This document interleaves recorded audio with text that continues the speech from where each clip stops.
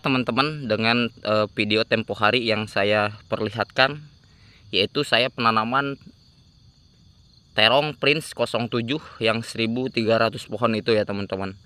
Ini adalah terongnya. Ini usia sekarang adalah 35 hari setelah tanam.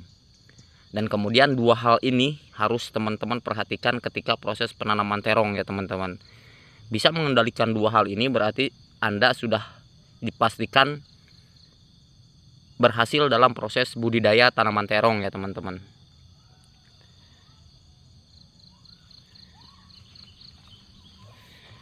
Sebagaimana yang telah saya jelaskan pada video sebelumnya, bahwa untuk tanaman terong itu 55 sampai 56 hari sudah bisa melakukan proses pemanenan pertama.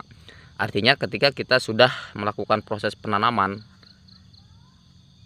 untuk jenis tanaman terong, biasanya tanaman terong itu apalagi Prince 07 terbilang genjah, karena memang untuk jenis tanaman terong adalah tanaman yang mudah sekali untuk dibudidayakan, berada di level kelima untuk tingkat kesulitan proses penanaman. Setelah tingkat pertama proses penanaman, dalam proses budidaya tanaman itu yang paling sulit adalah brokoli ya teman-teman.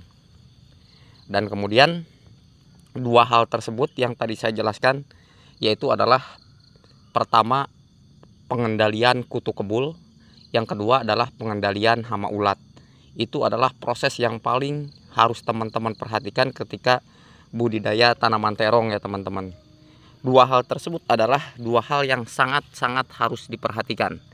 Untuk proses pengendaliannya ya teman-teman, simak penjelasan kali ini sampai selesai. Yang pertama adalah proses pengendalian kutu kebul.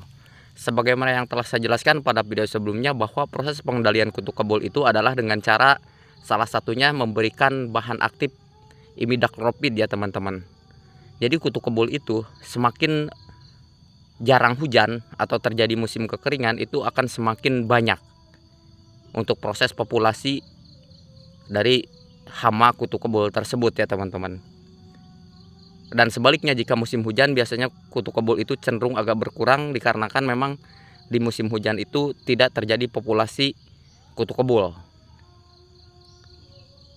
Jadi biasanya kalau daun terong yang terkena kutu kebul, di bagian bawah ketiak daun seperti ini akan sangat banyak sekali, dan itu adalah salah satu yang menyebabkan daripada daun terong yang teman-teman miliki itu menjadi mengkerut ya teman-teman.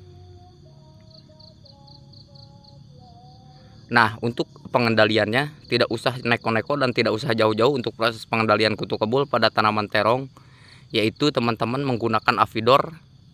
Untuk 16 liter air teman-teman bisa memberikan 2 sendok makan ya teman-teman. Dan kemudian untuk proses yang kedua, pengendalian hama yang kedua adalah pengendalian hama ulat ya teman-teman.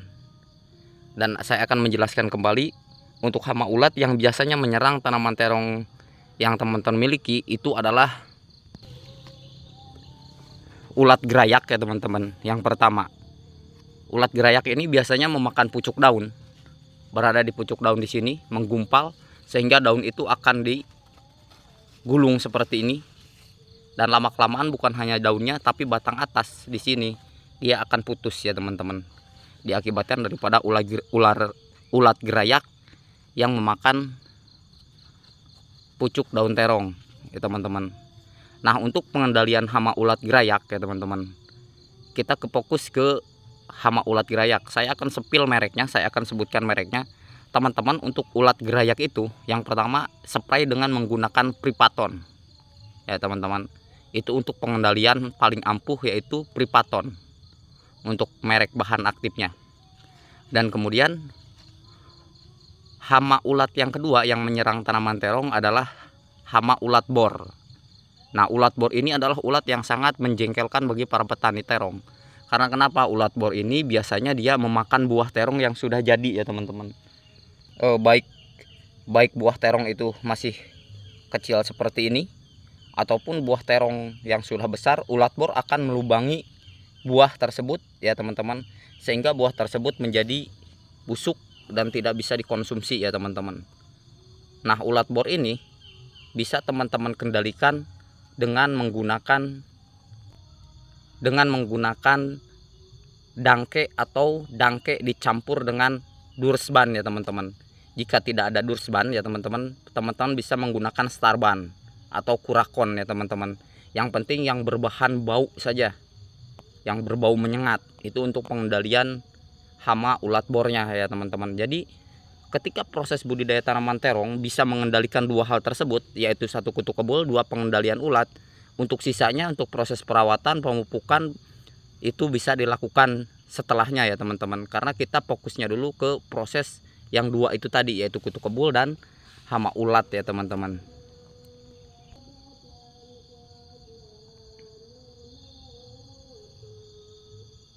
Budidaya tanaman terong memang budidaya yang sangat menguntungkan dan gampang ketimbang dengan tanaman cabai ya teman-teman. Nah, ini adalah salah satu dampak dari pengaruh hama ulat bor ya teman-teman. Ini dia akan dilubangi seperti ini, dan untuk proses pengendaliannya lakukan hal yang tadi saya sebutkan di teman-teman.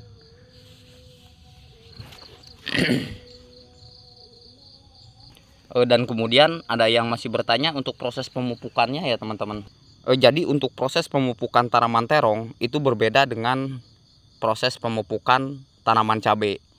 Meskipun secara signifikan cenderung ada kemiripan atau sama, tetapi ketika melakukan proses penanaman terong itu tidak ada istilah overdosis.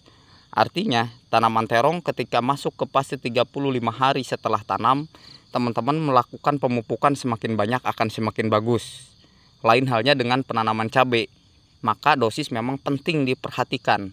Karena untuk jenis tanaman terong, jika pemupukan semakin banyak akan semakin bagus. Tapi sebaliknya, jika penanaman cabai, pemupukan yang ugal-ugalan atau cenderung tidak sesuai dengan anjuran, itu akan mengakibatkan berbagai macam hal yang tidak diinginkan dan dapat merusak proses pertumbuhan tanaman cabai itu sendiri ya teman-teman.